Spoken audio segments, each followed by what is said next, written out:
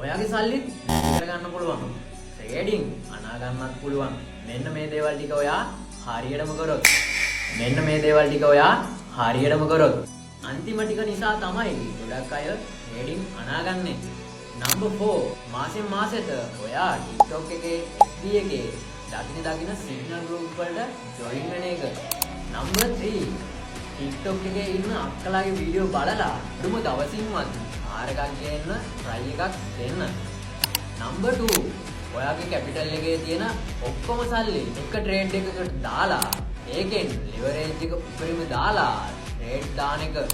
Number 1 ඔයා කද්දි වොද්දි ඔයා නාද්දි chart එක දිගහැරගෙන ඔයා ට්‍රේඩ් එකක් දාන එක අමතක කරන්න එපා.